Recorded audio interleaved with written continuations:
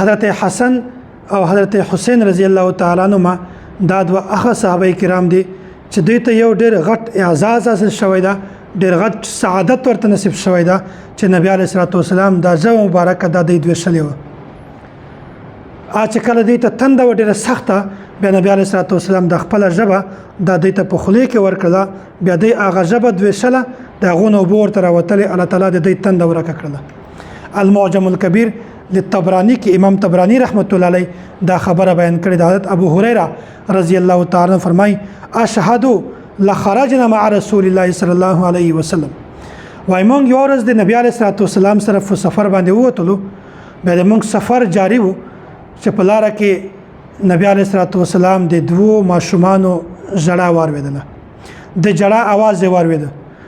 نبی علیه الصلوۃ والسلام هغه ته ورغی پوښتنه وکړه چې دغه د ما بچیان ولې ژاړي بیا د حضرت فاطمه رضی الله تعالی عنها د هغې سره د خپل بچیانو ماشومانو نبی علیه الصلوۃ والسلام پوښتنه ځنې وکړه دغه ما بچیان ولې ژاړي دی ورته چې یا رسول الله دا خو تږي دي نبی علیه الصلوۃ والسلام دا د اوبو په تلاش کې لګیا شو اوبو قلت په هغه وخت کې اوبو بالکل نه وي اوبه نه کړې مندي نور خلکو ته ول چې اوبو شته د چا سره د بچانو ته ورکو دا خو ډېر سخت تږي دي او ټولو خلکو خپل چې کومې مټکې دي یا مشکیزه ده دا هر شی وکتل خو چا سره یو ساس کوي اوبو هم نشو مندي دومره د اوبو قلت بیا دغه خبره وه چې کله نبی علیه الصلوۃ والسلام هغه ته دوباره حضرت فاطمه رضی الله تعالی عنها ته نږدې ورغی او چې کومه پرده و د پردې لاندې نبی علیه الصلوۃ والسلام ورته وویل دا یو ماشوم ماته راکړه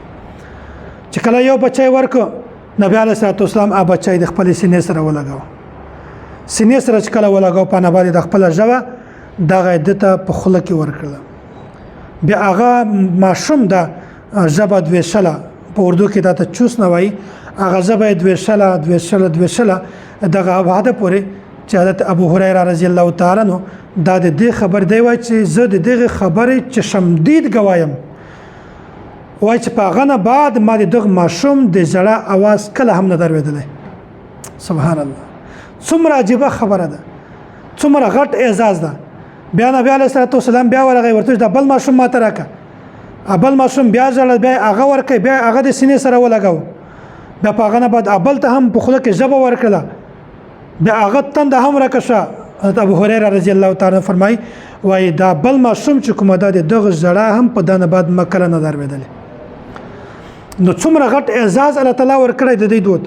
چې نبی علیه الصلوۃ والسلام ژبه مبارکه دا دوی دواړو په خلو کې نیولې ده او دوی شلې ده دومره غټ اعزاز دا هیڅ ته هم نشي ملاوېدلی نو حضرت حسن او حضرت حسین رضی الله تعالی عنہ دا هغه صحابه کرامو چې نبی علیه الصلوۃ والسلام ژبه دوی شلې وه د هغو په وجه باندې دوی تنده ختم شوی وه دوی بالکل ژړا ختم شوی وه راوي فرمایي چې په هغه نه بعد ما کله هم دوی په ژړا پورې نه تللي